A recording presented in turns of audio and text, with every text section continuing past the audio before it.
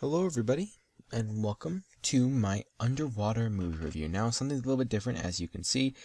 It's scrolling through some images.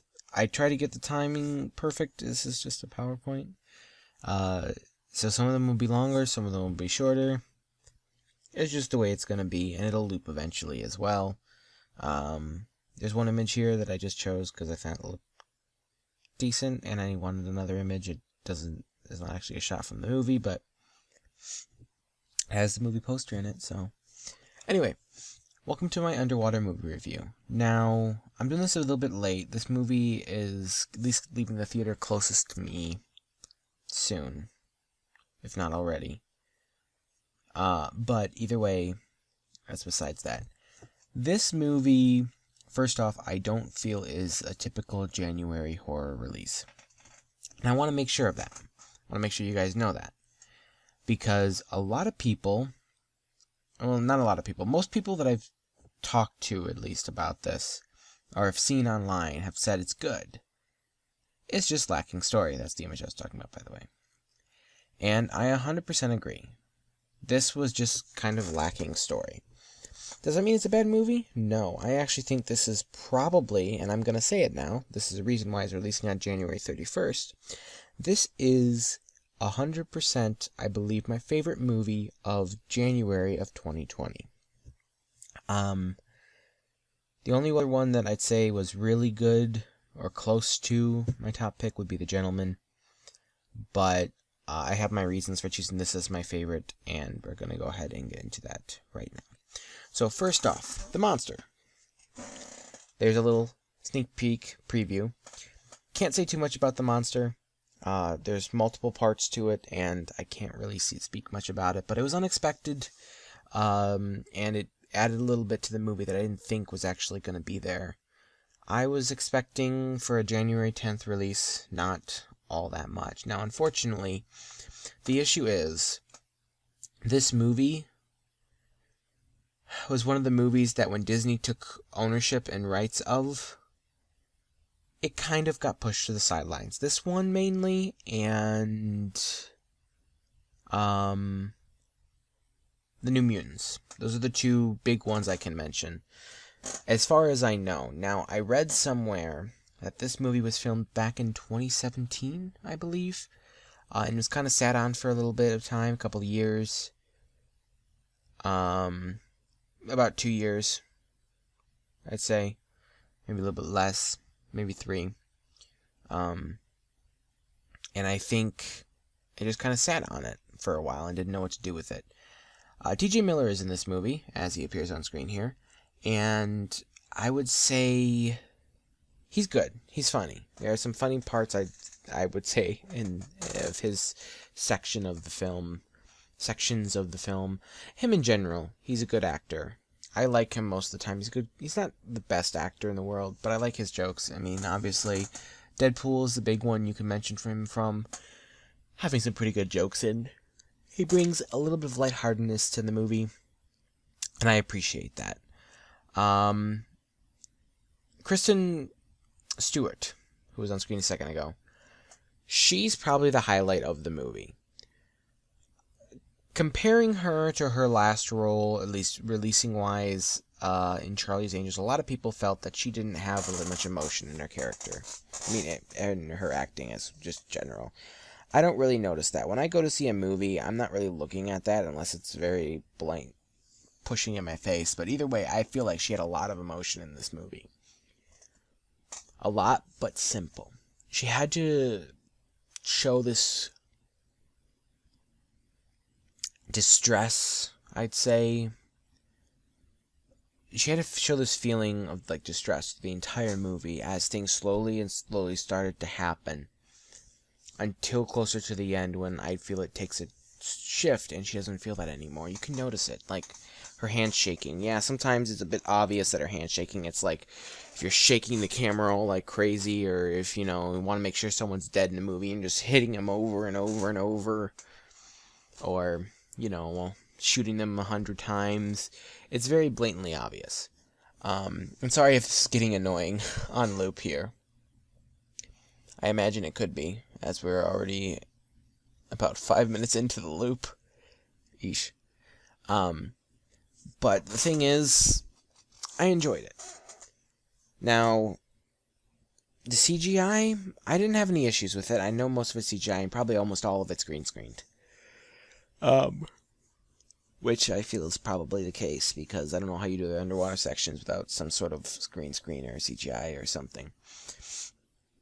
The deaths are kind of gory. Not super gory, though. Not like Deadpool gory or Kill Bill gory or anything like that. I know Kill Bill is really gory. I haven't fully seen it. Sorry if that upsets anybody. But there's a couple of deaths, 2 deaths in particular, that I would say are pretty gory. You don't see a lot, but this is why, for a couple of things. You want to watch it in a good theater with good sound and good imagery. So, small theaters, unfortunately, the projectors are not as good. And a movie like this, you can see a couple things. Like, I'm not gonna say exactly who, but one of the deaths involves someone imploding. I'm not gonna say who, I'm not gonna say when, I'm just gonna say someone implodes. If you look carefully, you can actually see everything go in and then out very briefly. In for a little bit longer and then out very, very briefly. Before the... And that's pressure for you. But it was very interesting to see. And then there's another death I'm not going to talk about because it'll be pretty easy to tell us whose death it is. But I thought it was another case of imploding. It's actually something different, and it's kind of stupid of me until I saw it like a 4th time. Yes, I've seen this movie 4 times. But until I saw it the 3rd or 4th time, that I was like, it's not imploding. It's this. I can't say what it is because I don't want to spoil it, because it's probably my favorite death in the entire movie. But another reason why I like this movie is I am terrified of water. I hate water. I like going in it. If my head is above the water, I'm fine. As soon as my head gets submerged, sometimes I find it peaceful, but if I feel like I've lost control at all, I start to freak out, and I do not feel comfortable head submerged in water. If I lose control above water, it's fine. And when I mean lose control, just don't feel like I have control of myself in the water, I guess I should say. Underneath the water, though, underwater, I don't like to be, because it's super risky and I don't feel like I can hold my breath for long. So half the time I've dealt with water, it's always obviously without some sort of suit that will allow you to breathe for long periods of time underwater. And even then, these things aren't designed to keep you alive, but if something goes wrong, let's say big monster, or monster in general, don't think these suits are meant to survive a monster. They're meant to keep you alive out there with the bare minimum elements acting upon it. You add a lot of other things, and a yawn. You get a lot of other things, and the suits are not going to last. They're not meant to. So, yeah, anyway, that's just a side note. This guy, I have not seen him anywhere before. Kind of random guy in this movie, but I think he did a good job for his part in the movie. Just wanted to say that. Not a bad actor. Could see him in other things. Also, I want to point out something. This is the actual poster. It's going to disappear really fast. This one is not. I just liked the look of it. I think they wanted it to be, but that's not quite realistic to as what the creature is, so I don't like that poster. Sorry for my yawning. It is a bit late that I'm doing this, but I want to do it, and I want to get it up on January 31st, because I'm officially saying that this is my favorite movie of January, and as the first month of 2020, I wanted to get it out and point out. Now, the movie starts off with Kristen Wiig here, and she's brushing her teeth, and then she hears this noise that sounds like water dripping. She goes to investigate, and I love the shot that happens. It's like a slow motion water drop. I like that shot. And then wherever it appears soon, hopefully. I don't want to touch the controls in case it messes up. And then the whole place starts to break apart. And you just see water coming in from the sides. And then everything starts going crazy from there. This movie, there's not a lot of downtime. Now, there's a couple down segments in the movie where you're just watching someone walk around and talking, maybe about a dog they have at home or past relationship, stuff like that. There it is. There's a shot of the things breaking apart, the water going through. And that'll happen, but for the most part, there is no downtime. It goes straight into it. You just dive right into it. At least there's no downtime at the beginning. There's very little. And there are quite a few jump scares in this movie, but not a lot of them got me the first time watching. Not like your typical jump scare heavy horror movie like Annabelle. Particularly I think it's third or fourth Annabelle. I can't remember what it's called. It's not Creation, it's not Annabelle. It's the most recent one that came out in theaters. I don't remember what it's called. That one had a lot of jump scares, though. It's not like that one. There are some, and I think most of them are well placed for what they are. And it's not the best put together movie, I can't lie. I'm not going to just say it's amazing because I liked it. Sorry, also, I don't know why it says 7 miles. I think the furthest number we see in the movie is 6.9 miles. Maybe that's just what they were at, and they had to walk another mile, and then they were there. I don't know. It was like 6.9 miles, and I'm like, I don't... It says 7 miles below the ocean surface, but... The sound quality in this movie, though, is really good. They do talk a lot through the headsets, the head things, and intercom type things, so the sound is not 100% what you normally, so you may not be able to hear them. That's what it is. But personally, I don't find that an issue. It's more realistic that way because they would have had those in their headset. Also, Kristen Wiig here, in the scene with her eye there, I love that shot because you see her mouth quiver and her eyes going all over the place, and you can tell, to me at least, it shows a sign of distress. It's not one of the ones that is blatantly obvious. It's just one of the ones that shows that she's like she's on edge, she's nervous, she's not happy. I mean, I don't think anyone would be happy in this situation, but you get what I'm saying.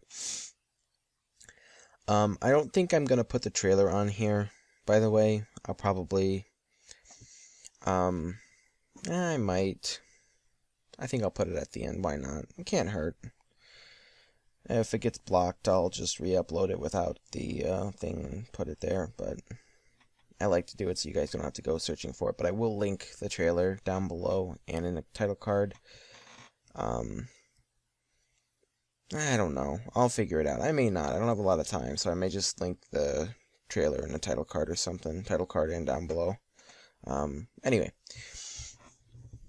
I know I've been all over the place in this review, but I do just want to say it was a very enjoyable movie for me. Now, not the scariest movie, but for me, having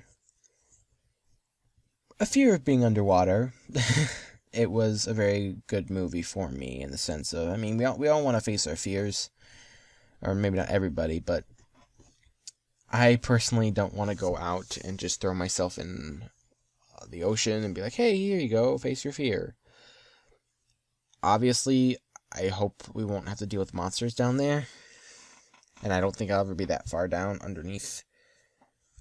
underwater, to the point where I'll have that, but personally, as a fear for water, I always try to watch movies that are under the water.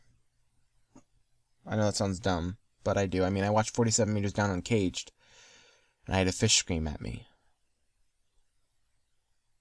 I had a fish jump scare scream. And that movie still kept me on edge, because they were underwater for most of it. So that movie kept me on edge. I do this thing where I twirl my hair when I'm nervous, and I did it throughout this movie the first time watching, and throughout 47 meters uncaged. I'm gonna need to wrap this up. It sounds like I'm getting tired. You can tell because I'm starting to not sound very congruent or any making sense of there. I did that on purpose, but still. Anyway.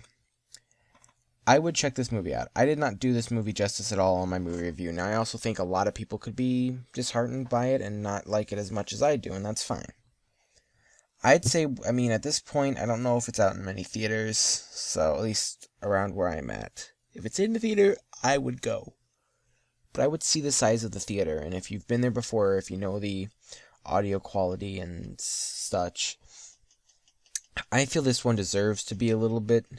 In the bigger theater, there are some scenes that are completely dead silent. And all you hear is just all of them walking through the water.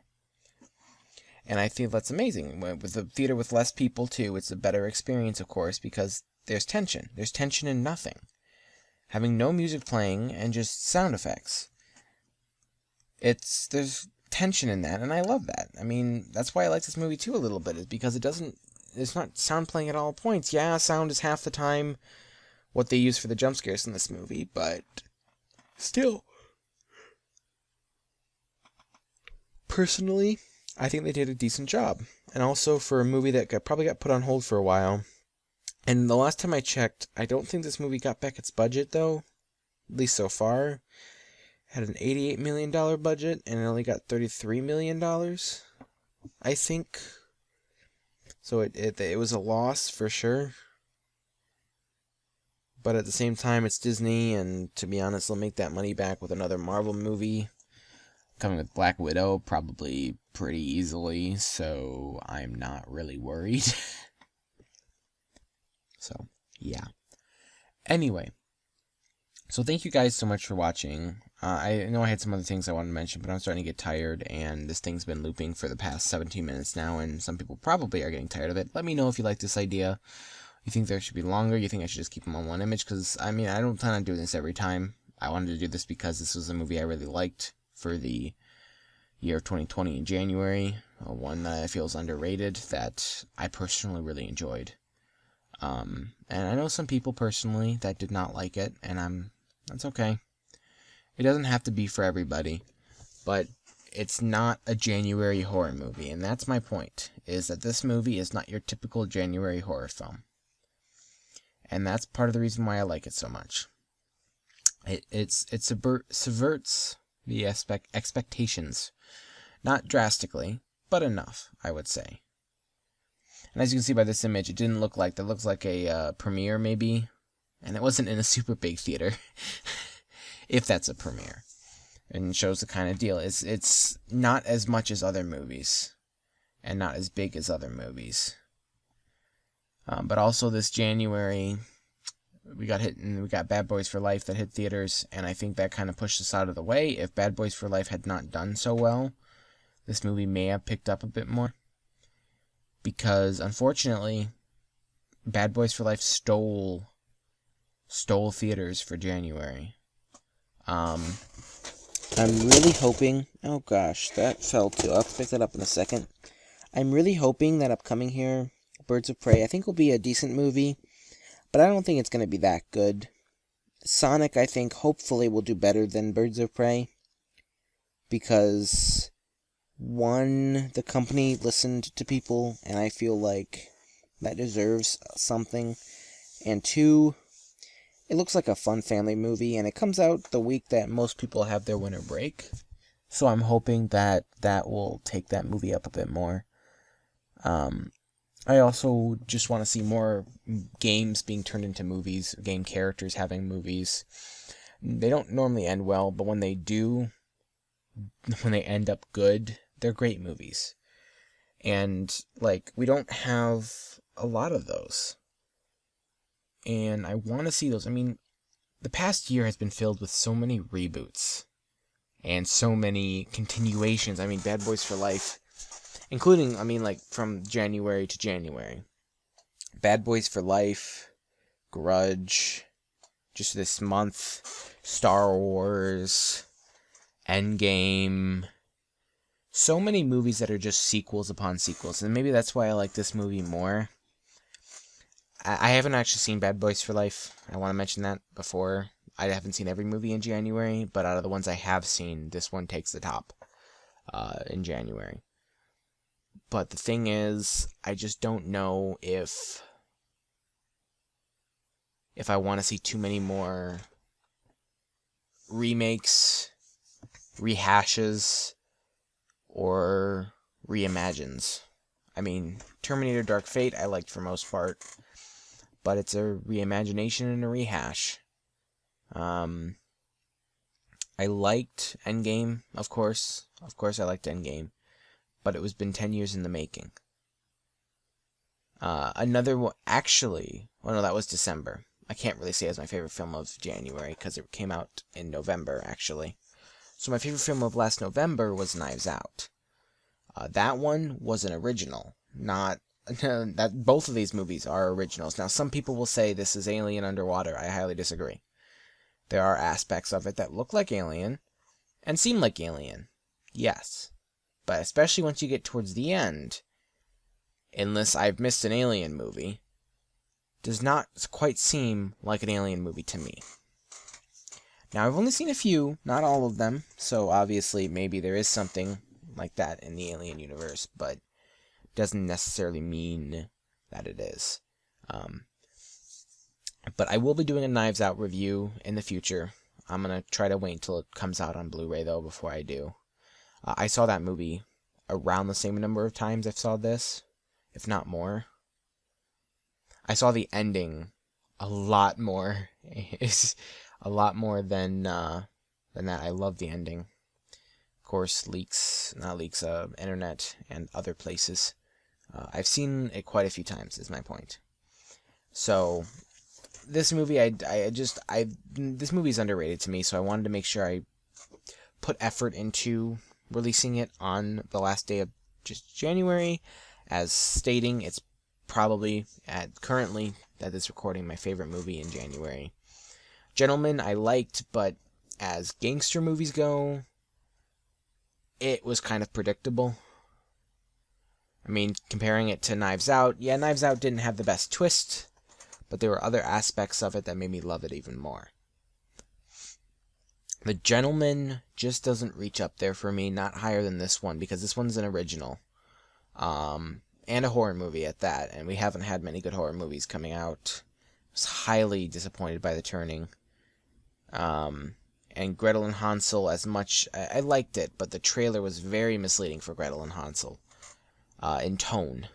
Not in content, but in tone. And it kind of ruined it for me when I watched it, because I was expecting something I didn't get. It was good for what it was. It was short, too. It was 88 minutes long. It was a very short film. But I still didn't get what I was looking for. Not saying that they didn't do a good job. But for the trailer, maybe they thought people weren't be interested in it if they didn't change up the trailer to make it more interesting. But the tone of the trailer and the music and stuff like that, not what is presented in the movie. Sorry, this is not a Gretel and Hansel movie review. I'm just stating favorite movie of 2019 and horror-wise. This movie is probably the best horror movie we've had this entire January. We have quite a few horror movies coming out. We have 2 in February. We have The Boy 2 coming out, which I'm excited, because it looks like the doll is actually going to be alive. There could be a couple explanations for it, but if the doll being alive does directly impact the first movie, it could have rewatchability, and then seeing things happen and knowing more information on. Also could maybe not even have that at all and be totally misleading and just be a standard typical horror movie. But obviously it's put in February, so they care about a little bit more than they do the ones they released in January. Not much, but a little bit. But anyway, I would say give this a watch. If you don't want to risk spending money on it, I'd wait if you could rent it for cheap, for about the price of it's $3 to $5. I'd say is about the same price of a movie ticket to rent. I know movie tickets are more expensive normally. Actually, I'm incorrect. They're around $10. So no, I stand corrected. If you wait to want to rent it. then I would suggest waiting to do so. But anyway, thank you guys so much for watching. I really enjoyed this movie. Now, let's hope that the audio did not mess up in this one, as it did in Charlie's Angels, and a couple of other things I recorded, because I don't want to record this again. If it messed up, I'm going to be very upset, because I just spent the last 25 minutes recording this, and I feel it went decently well. Not perfect, but decently well. Anyway, thank you guys so much for watching. I hope you enjoyed, and I'll see you in the next video. Goodbye. Hello, sorry for this last minute interjection. I forgot to give the movie a rating. I'm going to give it a B+. There's still a couple of things that the story aspect has to take it down a notch. I'd give it an A+ if it had a little bit more story. I enjoyed it like an A+, but B+, mainly for story. The monster was really, really cool, though. Monster was really cool, yes. I love the monster. But yeah, so it'll be I'm giving it a B+. Sorry for that interjection, and yeah. Thank you so much for watching, and I'll see you in the next video.